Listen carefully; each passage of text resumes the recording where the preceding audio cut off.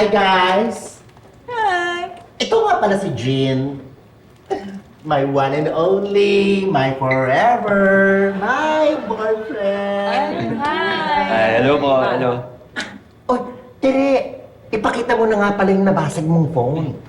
Ay, wag na. Sa labas ko na lang ito papagawa. Ay, hindi na, huwag na po. Marami naman ako extra dito eh. Ay. Libre ko na po. Talaga? Libre? Hindi ka ba lugi dyan? Hindi po, huwag niyo isipin yun. Total, kaibigan naman po kayo ng mahal ko eh. Taray, akala ha? Parang mahal na mahal ka talaga niya. Alam mo, hindi lang mahal na mahal. Humaling na humaling pa to sa akin. Ay, kung gusto niyo po pala, pwede ko na rin linisin yung mga phone niyo. Ay, Linis? tama, ipalinis nyo na yung mga phone ninyo. Naku, magugulat kayo kung gaano kadumi ang mga cellphone ninyo. Ako nga nung pinalinis ko yung phone ko, nagulat ako. Gumanda yung tunog ng speaker. Gusto ko yan. Hmm. Malinis tayo. Kaya, For free? Oo naman. casing meron ka? Ano ba yan? Bibigyan na nga ng protector eh. Kung ano pa hinahanap. Babe, kalma. Okay lang naman eh. Marami naman ako extra. Buti na lang mabait itong boyfriend ko.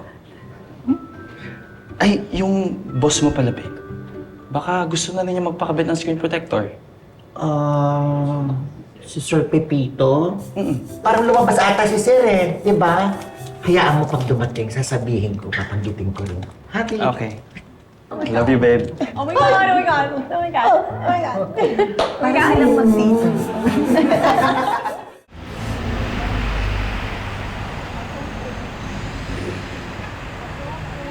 Ay, naku, sorry. Kanina ka pa ba? Ay, hindi okay lang. Buti, pinayag ko lumabas sa office. Oo. Kanina pa kami nasa labas kasi di ba nga nag-treat si Sir. So, in-extend ko na lang yung break ko para naman mapuntahan kita dito. Ganun? Sayang naman. Sana sinama mo na lang din ako sa inyo. Ha? Bakit naman? Hindi, kasi gusto ko ma-meet si Sir Pepito eh. Idol ko kasi yun. Huwag ka mag-alala. Papakilala rin kita sa kanya. Promise? Yes, promise. Okay.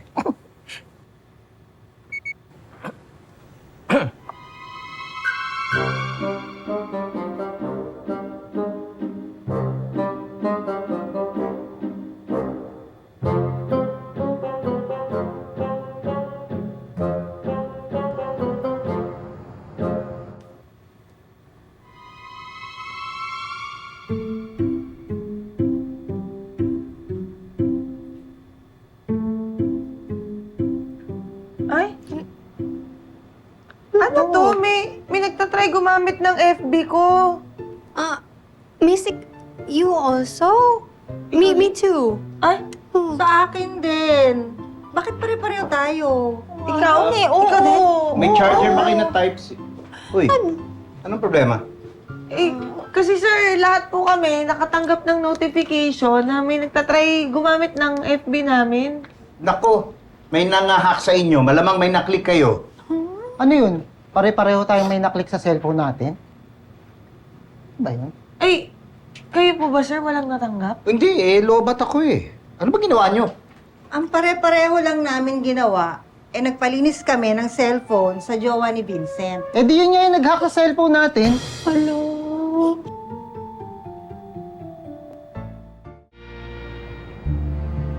Sir, gusto ko lang pong linawin ang lahat. Hindi po hacker or scammer ang boyfriend ko. Eh, wala naman kami sinasabing ganun. Tinatanong lang namin kung ano yung ginawa niya sa mga cellphone namin. Wala naman po akong ibang ginawa eh. Yung screen ni Mr. inayos ko lang. Tapos yung mga phone ng iba, nilinis ko. Take note. Libre. Nilinis niya ng libre yung mga cellphone ninyo katapos pagbibintangan niyo siya. Tsaka kung ako man po yung hacker, bakit pa po ako magpapakita sa inyo ngayon dito?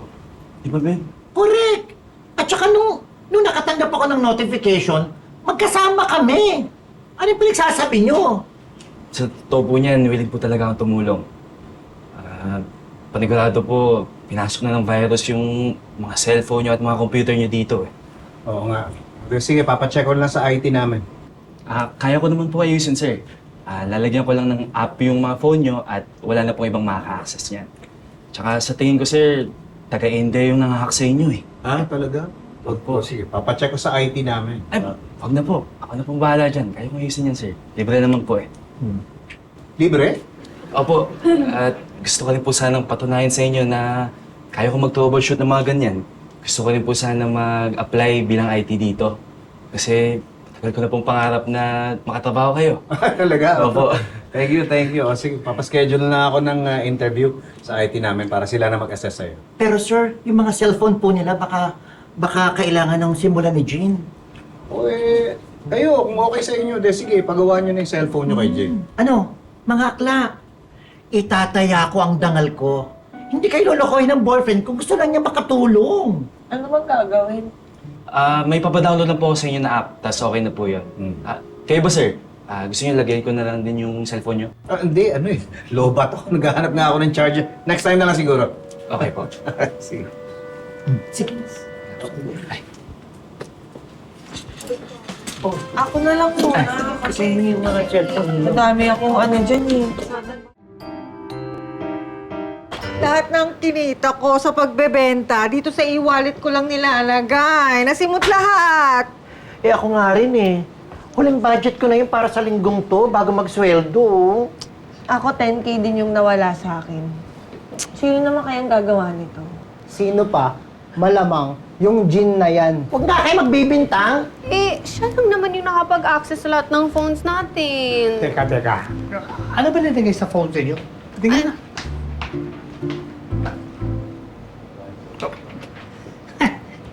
Hindi app ito, no?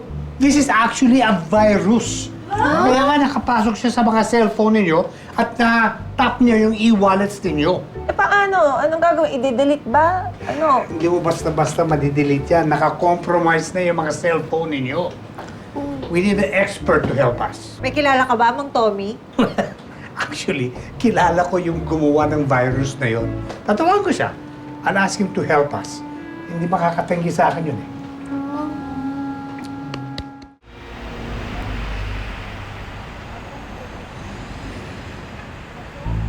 Wow! Ang sosyal naman ang kaibigan mo. Dito po talaga kailangan magkita? Of course! Not only that, he just doesn't meet with anybody, Oh! Ito na siya, oh. Ikaw? Jean? Kilala mo siya? Oo! Siya yung hacker na scammer na boyfriend ni Vincent. Ano? Babe, hindi. Maniwala ka. Hindi ako hacker at scammer. Teka. Kung ganoon man, bakit naglagay ka ng virus sa mga cellphone nila? Wait lang, Tommy. Wait lang, ha? Babe, let me explain. Pwede bang kumalma muna tayo? Maupo muna kayo. Magpapaliwanag ako. You better have a good explanation, Oh, come on.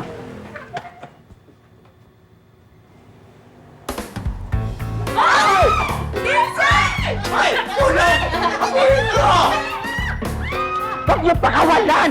Ay! Ay! Ay! Ay! Tigil! Magnanakaw! Ay! Ay!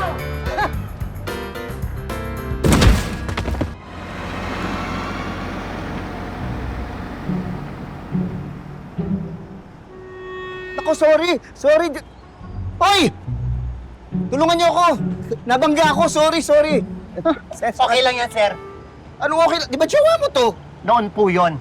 Pero hindi na ngayon. Wala akong jowang magnanakaw. Sige to. Anong babe? Sa presinto ka na magpaliwanag. Hanip sa linyahan, Ang tanda. Sige na, dali. Dali na. Tara na.